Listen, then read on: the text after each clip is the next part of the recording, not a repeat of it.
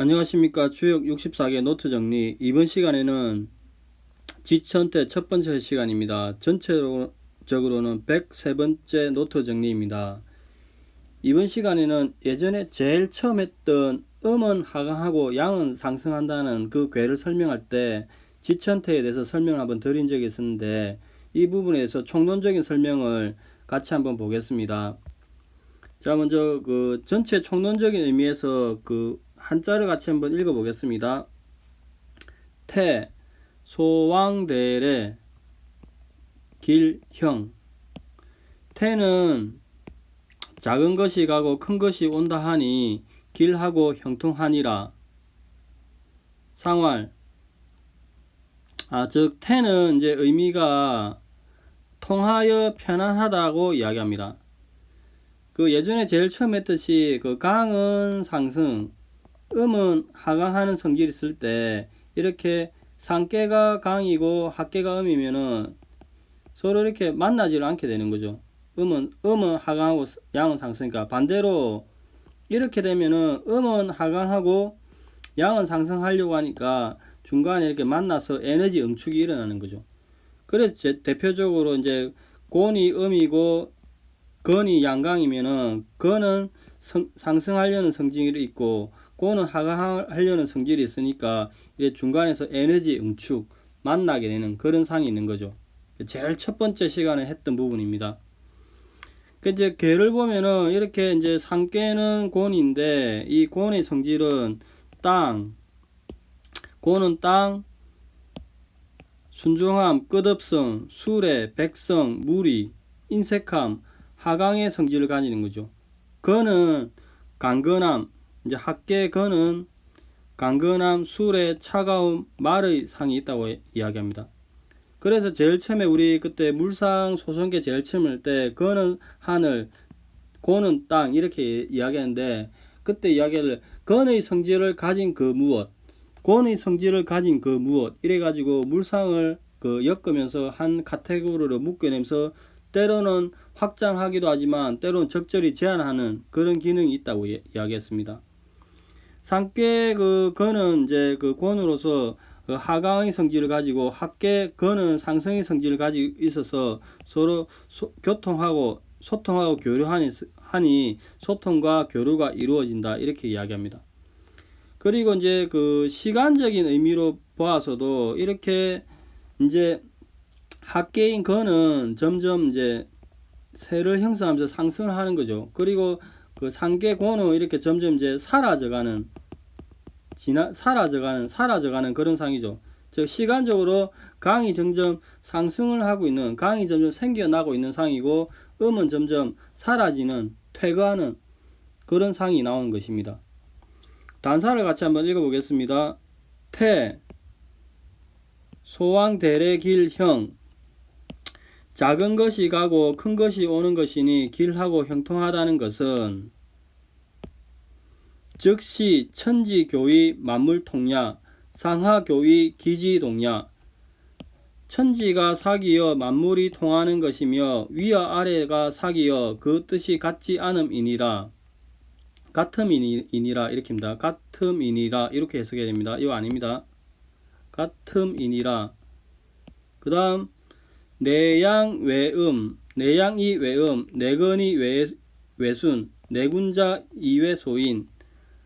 안에는 양이 있고 학계 건을 이야기하죠. 밖은 음이며 안은 강건하고 밖은 유순하며 상계 곤을 이야기합니다. 안은 군자며 건을 이야기하며 밖은 소인이니 곤 소인을 이야기하는 거죠. 그 다음 군자 도장 소인 도서야. 군자의 도는 자라고 소인은 도는 사라진다 이렇게 이야기합니다. 대상절을 보면은 상활, 천지교태, 후이재성, 천지지도, 보상, 천지지의 이자우민. 천지가 사기는 것이 태니 군자는 이를 본받아 천지의 도를 이루고 천지의 마땅함으로써 서로 도와서 이로써 백성을 도우리라 이렇게 이야기합니다. 아까도 이야기했지, 교회의 시간적 순서 흐름을 봐서는 양이 아래에 있고 음이 점점 자라나는 그런 상황이라고 이야기했죠. 그래서 다시 한번 보면은 이렇게 그 천지비가 있으면은 지천태가 있으면은 효를 이제 처음 받을 때는 점을 칠 때는 이렇게 1, 2, 3, 4, 5, 6 이렇게 그 점을 치는 시간적 순서는 이렇고, 그 다음에 이제 이 지천태의 물상을 보면은 여기 제 하층민이죠. 하층민이고 뭐 3위는 교만한 자리이고 4위는 신하의 자리이고 5위는 군위의 자리이고, 이게 신분적 위계 질서로 이제 상륙은 이렇게 상왕의 자리라고 이야기하는데, 이렇게 공간적인 위치로도 볼 수 있고, 그 공간적 위치에서 여기가 중간점에서 이제 위와 아래를 보는 그렇게 생각을 할 수 있고, 그 다음에 시간적으로는 이렇게 지천태가 있으면은 여기가 이제 점점 여기는 사라져 가는 상황이고, 여기 있는 부분은 점점 생겨나는, 자라나고 있는 상황. 그래서 하나의 그 괴로서 이렇게 세 가지 공간, 시간, 위치 다 살필 수 있는, 다 표상을 하고 있는 게 주역의 매력이자 장점이라고 설명을 드린 기억이 납니다. 자, 여기까지가 지천태에 관한 그 일반적인 설명이고, 이번에는 다산의 설명을 같이 한번 보겠습니다. 한자를 먼저 같이 읽어보겠습니다. 태, 소왕대래길. 태는 작은 것이 가고 큰 것이 오니 길하고 형통한 것이다 이야기합니다. 그러면은 이제 음양 소식의 그 관점에서 보면은 12벽계 추이사 이렇게 지천태죠. 이 지천태는 최초에 쥐례복에서 지택임 이렇게 추이를 하면서 진행을 하는 거죠. 이렇게 쥐례복에서 지천태, 지택임, 그 다음에 지천태 이렇게 점점 양이 이렇게 점점 성장하는 거죠. 즉 양이 점점 축적하고 전진하니까 이런 12벽계 추이상 이렇게 나오고, 그 다음에 상계는 곤이고 하계는 거리니까 음양이 서로 교류, 통함, 교류의 의미가 나오는 거죠. 즉 하늘과 땅이 서로 사귀어서 음과 양이 서로 두 기운이 통하니 정월, 음력 1월 달에 괴라고 이야기합니다. 천지교의 만물통야는 이렇게 지천태는 그 천지빗계로부터 교육을 하는데, 천지빗계 시절에는 보았듯이 이제 양은 이렇게 상승을 해버리고 음은 이렇게 하강을 해버리니까 서로 만나지를 않는 거죠. 그러니까 비색한 시절이 되는 거죠. 그런 상태에서 이렇게 크로스 교육을 하게 되니까 빗계 지천태가 되니까 이 음양의 압축이 일어나는 거죠. 양은 상승, 음은 하강하니까 이 압축이 일어나서 서로 교류 소통하는 그런 이미지가 나오죠. 즉 음력 7월 빗계 시절에는 가을에 음기가 자라서 하늘의 기운은 상승하고 땅 기운은 하강한다. 이로 말미암아 서로 교섭하지 않아서 비색하게 되는데, 교육을 하게 되면은 지천태가 되면은 음력 1월에 상이 나온다고 합니다. 즉 태양은 만물을 쪼여서 만물을 덮이고, 이제 해가 지나면은 정월 새 해가 다가오고 1월이 되면은 즉 하늘 아래로 교섭을 하게 되고, 대지는 1월이 되면은 무더운 전기를 발생시켜서 구름과 비가 일어나니 초목이 자라고 대지가 번성하게 되니까 천지의 만물이 통하는 그런 상이 나온다고 합니다. 이제 군자도야는 이렇게 12벽계 추이상 이렇게 이제 양이 자라는 거죠. 즉 지택,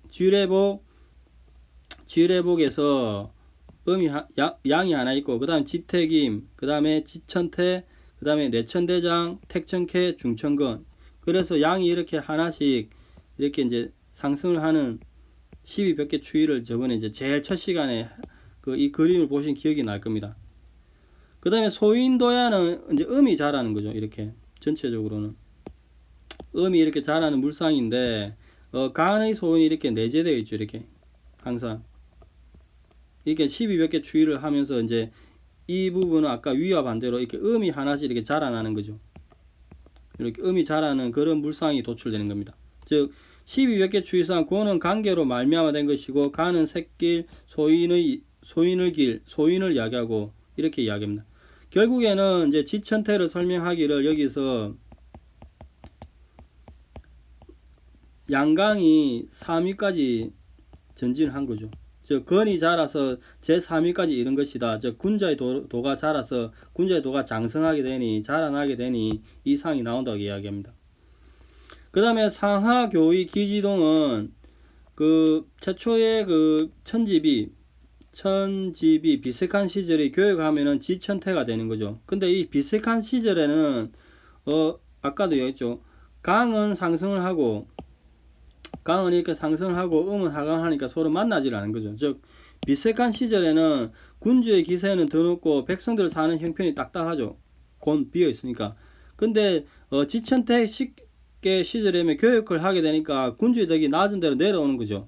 그래서 군주의 덕이 낮은 데까지 비치고 백성들을 이를 받아들이니 백성들의 뜻이 또한 위에 통하니 서로 상호 교통하는 소통하는 그런 상이 나온 거죠. 그리고 또한 이렇게 비슷한 시절에 굽어 있는 손이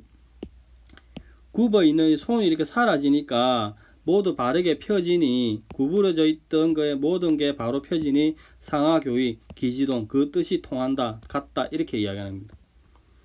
그리고 이제 그 대상전을 한번 읽어보겠습니다. 상활 천지교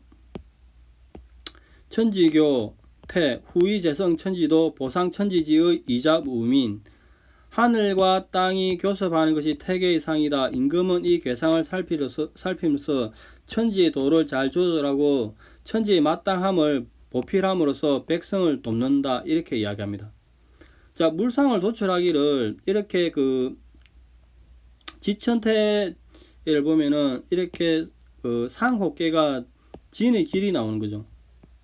이렇게 진의 도 길이 나오고 하호계는 이렇게 태의 기쁨 마땅함 의미가 남죠. 그리고 나옵니다. 이거 보면 이제 설명해 보면은 도는 길, 즉 지는 천지의 도를 상징한다고 이야기하고 지는 큰 길이 된다고 이야기합니다. 그다음 의당, 의는 의당, 마땅함, 옳음인데 태가 천지의 마땅함을 상징한다고 이야기합니다. 그래서 이 지천대께 학계는 건의 옷이 있는데 이 건의 옷의 안에는 리가 이렇게 잠재되어 있죠. 리는 이제 자른다의 의미가 있고 그 다음에 곤은 이렇게 상계가 곤인데 곤에는 감의 수레가 감이 이렇게 잠복되어 있다고 감의 바퀴가 이렇게 내재되어 있다고 이야기합니다. 즉 건은 리가 잠재되어 있어서 리의 칼로 건의 옷을 자르니 이걸 재단하에 이룬다 이야기하고 태의 지천태 상계 곤은 감의 수레바퀴가 내재되어 있어서 감의 수레바퀴로 곤의 수레를 도우니 보상 서로 돕는다 이렇게 이야기합니다. 또 지는 좌측이고 태는 우측에 있으니 건의 임금이 학계가 건이죠. 하강하여서 곤의 백성에 오니 이를 좌우민 백성을 돕는다 이렇게 설명합니다. 자, 여기가 지천태에 관한 다산의 일반적인 설명입니다. 오늘은 그 지천태의 총론적인 설명을 보았습니다. 우리가 제일 첫 번째 시간에 강은 상승하고 음은 하강한다는 그 가장 기초적인 성질로부터 지천태를 설명한 적이 있었는데 이제 드디어 여기에 설명을 한 거죠. 그래서 기존에 제가 노트 정리 1번부터 6번까지 한 게 다 의미가 있는 상황이니까 때마다 시간이 날 때마다 그 주역 노트 정리 기초 1번부터 6번까지를 계속 살피는 것이 좋을 것 같습니다. 다음 시간에는 지천태의 개별적인 효에 대해서 한번 같이 노트 정리한 것을 보겠습니다. 감사합니다. 좋은 하루 되십시오.